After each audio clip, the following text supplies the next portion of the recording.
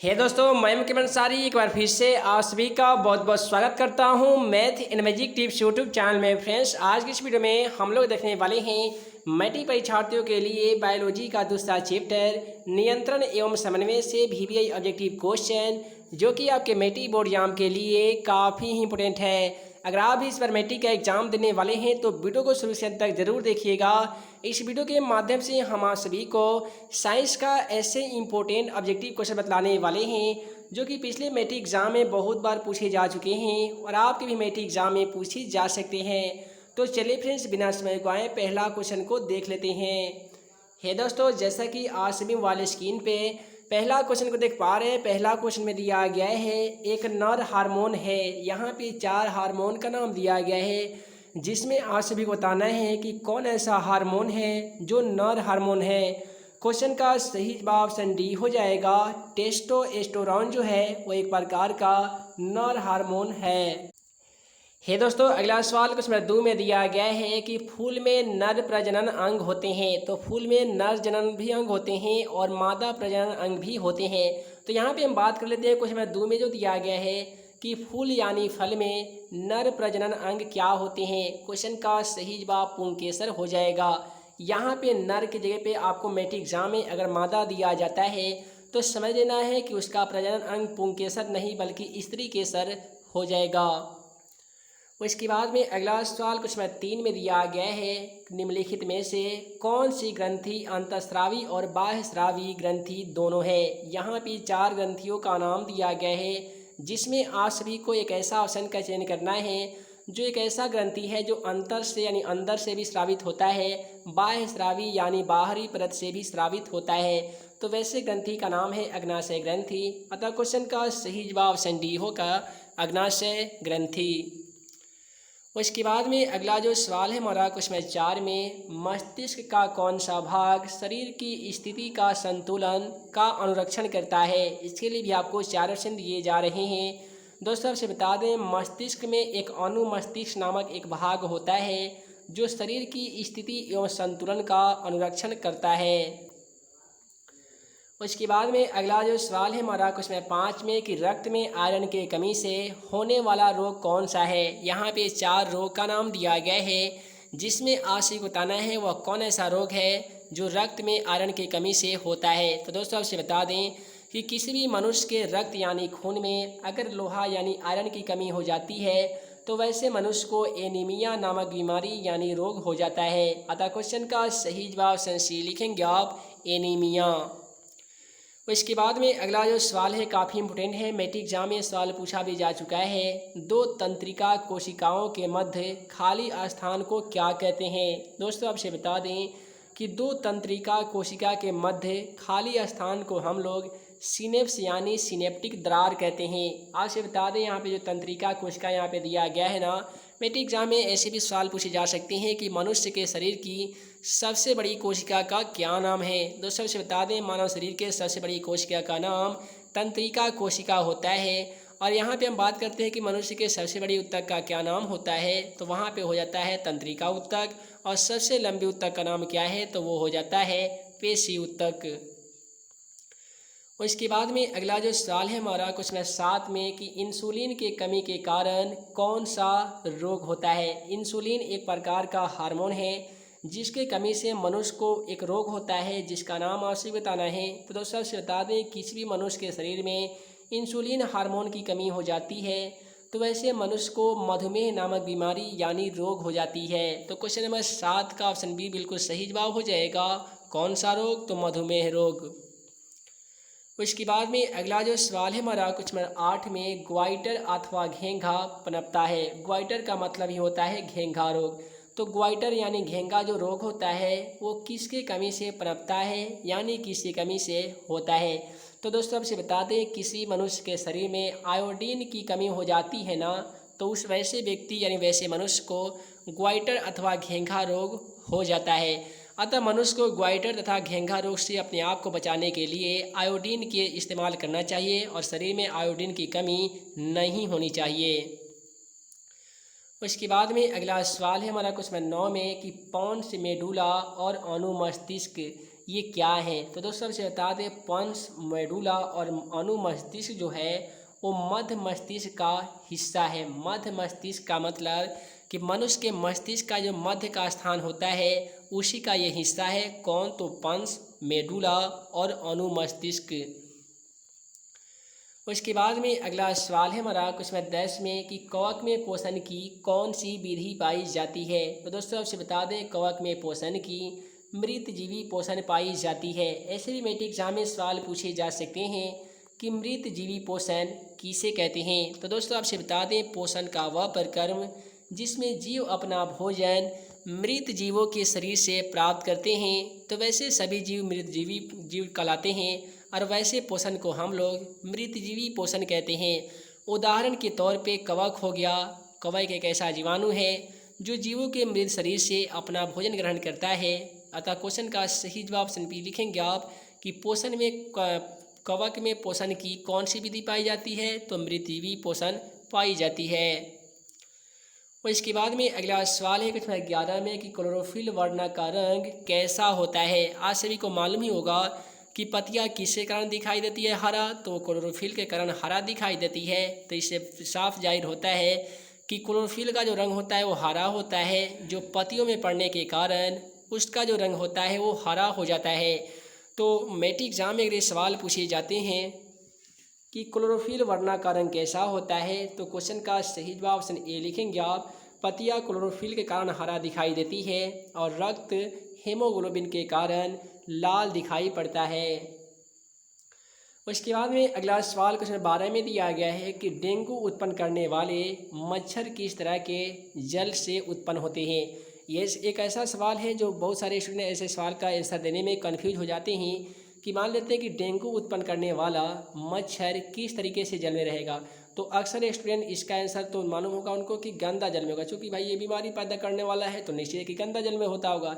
लेकिन ऐसा सोचना बिल्कुल गलत है। इसका जो एक खासियत होती है कि डेंगू उत्पन्न करने वाला एनोफिलीज मादा एनोफिलीज मच्छर जो होता है ना, वो शुद्ध जल यानी साफ जल में उत्पन्न होता है। अतः क्वेश्चन का बिल्कुल सही जवाब ऑप्शन बी लिखेंगे आप, शुद्ध जल में उत्पन्न होता है। और इसके बाद में अगला सवाल है क्वेश्चन 13 में निम्नलिखित में से कौन सी अनैच्छिक क्रिया नहीं है? इसके लिए आपको 4 ऑप्शन मिल रहे हैं। तो दोस्तों आपसे बता दें, अनैच्छिक क्रिया इसमें से कौन सी नहीं है? तो चबाना। ठीक है, क्वेश्चन का सही जवाब ऑप्शन बी हो जाएगा। चबाना एक ऐसी क्रिया है जो अनैच्छिक क्रिया हम इसे नहीं कर सकते हैं। और इसके बाद में अगला जो सवाल है, देखिए अगर जिस भी स्टूडेंट को ये समझ में नहीं आता होगा कि अनैच्छिक क्रिया होता क्या है, तो वैसी क्रिया जिसमें हमारा नियंत्रण होता है और वैसी क्रिया जिसमें हमारा नियंत्रण नहीं होता है। तो जिसमें नहीं होता है उसे हम लोग अनैच्छिक क्रिया कहते हैं, जिसमें होता है उसको ऐच्छिक क्रिया कहते हैं। तो फॉर एग्जाम्पल चबाने की जो क्रिया है वो हमारे माध्यम से ही होती है। किसी भी चीज़ को हम चबाते हैं तो अपने क्रिया के माध्यम से अपने द्वारा उसे नियंत्रित करके चबाते हैं। वहीं पर लार आना है, हृदय का धड़कना है, इसमें हमारा कोई नियंत्रण नहीं है। अतः क्वेश्चन का सही जवाब ऑप्शन बी होगा, चबाना। अगला जो सवाल है हार्मोन से पूछा गया है कि निम्नलिखित में से फल पकाने के लिए प्रयुक्त होते हैं। यहाँ भी 4 हार्मोन का नाम दिया गया है, जिसमें एक आप सभी को ऐसा हार्मोन का चयन करना है जो फल पकाने के लिए उपयुक्त होते हैं। तो आपसे बता दें, फल पकाने वाला जो हार्मोन है वो एथिलीन हार्मोन है। क्वेश्चन का सही जवाब ऑप्शन सी लिखेंगे आप। एथिलीन एक ऐसा हार्मोन है जो फल पकाने में सहायता प्रदान करता है। इसके बाद में अगला जो सवाल है हमारा क्वेश्चन 15 में कि मस्तिष्क का कौन सा भाग हृदय संपादन तथा श्वसन गति की नियंत्रित करता है? तो दोस्तों से बता दें, मनुष्य के एक ऐसा भाग होता है हृदय में जिसका नाम है मेडुला, वो श्वसन गति को नियंत्रित करता है। तो मैट्रिक एग्जाम में अगर सवाल पूछे जाते हैं कि मनुष्य के हृदय का, आखिर मनुष्य के मस्तिष्क का वो कौन ऐसा भाग है जो श्वसन की गति को नियंत्रित करता है? क्वेश्चन का सही जवाब लिखेंगे आप, मेडुला। है दोस्तों अगला सवाल है क्वेश्चन 16 में कि मानव में डायलिसिस थैली कौन सी होती है? इसके लिए भी आपको 4 ऑप्शन दिए जा रहे हैं। पहला है nephron, neuron, mitochondria. Option D में दिया गया है इनमें से कोई नहीं। तो दोस्तों आपसे बता दें, मानव में डायलिसिस जो थैली है वो नेफ्रॉन है। अतः क्वेश्चन का सही जवाब ऑप्शन ए हो जाएगा, नेफ्रॉन। और इसके बाद में अगला सवाल है एब्सिसिक एसिड किस तरह का रसायन है? एब्सिसिक एसिड जो है इस प्रकार का अम्ल है यानी रसायन है। तो ये कैसा अम्ल है या कैसा रसायन है? तो दोस्तों आपसे बता दें एब्सिसिक एसिड के माध्यम से किसी भी पेड़ पौधों की वृद्धि रोधक में वृद्धि उत्पन्न करता है। तो यहाँ पे क्वेश्चन का सही जवाब ऑप्शन डी लिखेंगे आप। एब्सिसिक एसिड किस तरह का रसायन है? तो ये वृद्धि रोधक रसायन है। उसके बाद में अगला सवाल है हमारा क्वेश्चन 18 में कि बीज रहित पौधों के उत्पादन में सहायक होते हैं। इसके लिए भी आपको 4 ऑप्शन दिए गए हैं। 4 ऑप्शन में आपको 4 हार्मोन का नाम देखने को मिलेगा कि बीज रहित पौधों में यानी वैसे पौधे जिसमें बीज होता है उसके उत्पादन में कौन सा हार्मोन सहायक होता है।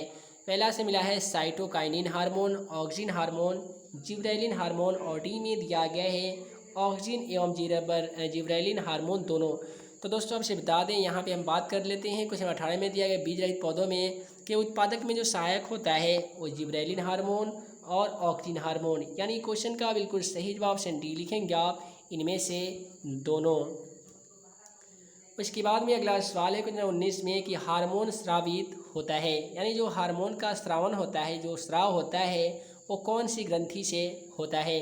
तो दोस्तों काफ़ी इंपॉर्टेंट सवाल है, मैट्रिक एग्जाम में ये भी सवाल पूछा गया है कि हार्मोन का स्राव किस ग्रंथि से होता है। तो दोस्तों आपसे बता दें मनुष्य में हार्मोन का जो स्राव होता है वो अंतःस्रावी यानी अंतर के स्रावी ग्रंथि से होता है। तो क्वेश्चन का सही जवाब ऑप्शन ए लिखेंगे आप, अंतःस्रावी ग्रंथि से।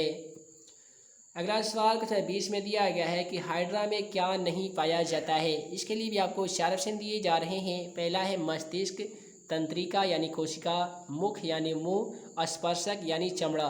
तो आपसे बता दें हाइड्रा में मस्तिष्क नहीं पाया जाता है, क्योंकि मनुष्य में ही केवल जीव जंतुओं में ही मस्तिष्क पाया जाता है। अतः क्वेश्चन का सही जवाब ऑप्शन ए हो जाएगा, मस्तिष्क।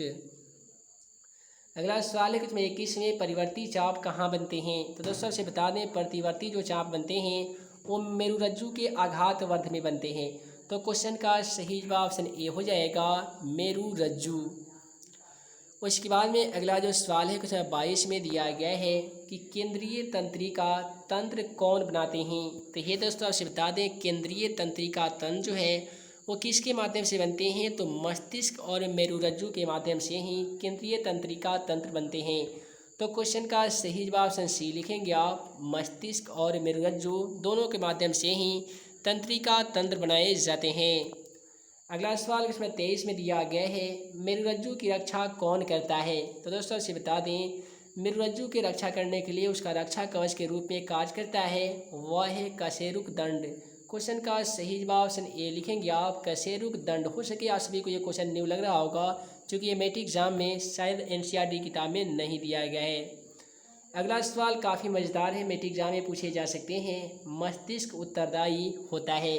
तो दोस्तों जब हम सब्जेक्टिव क्वेश्चन बताए थे कि मस्तिष्क के कार्य लिखें, तो उसमें हम आपसे बता ही दिए थे कि मस्तिष्क किस किस काम के लिए, किस किस कार्य के लिए उत्तरदायी होती हैं। तो मनुष्य मस्तिष्क जो है वो सोचने के लिए भी उत्तरदायी होता है। तो पहला ऑप्शन हमारा सही हो जाएगा। हृदय स्पंदन के लिए भी उत्तरदायी होता है, तो ये भी सही हो जाएगा। शरीर के संतुलन बनाने में भी मदद करता है कौन, तो मस्तिष्क, तो ये भी सही हो जाएगा। अतः क्वेश्चन का सही जवाब इनमें से सभी होगा। अतः क्वेश्चन का सही जवाब ऑप्शन डी बिल्कुल सही जवाब है। और इसके बाद में अगला सवाल है क्वेश्चन 25 में निम्नलिखित में से कौन सा पादप हार्मोन है। यहाँ पे 4 हार्मोन का नाम दिया गया है, जिसमें आपसे बताना है वो कौन ऐसा हार्मोन है जो पादप हार्मोन के नाम से जाना जाता है। तो साइटोकाइनिन एक ऐसा हार्मोन है जो पादप हार्मोन की श्रेणी में आता है। तो ये दोस्तों आगे आने वाली वीडियो में हम आपसे बताएंगे जीव जनन कैसे करते हैं, यानी जनन वाले चैप्टर से आप सभी को इम्पोर्टेंट ऑब्जेक्टिव क्वेश्चन बताया जाएगा।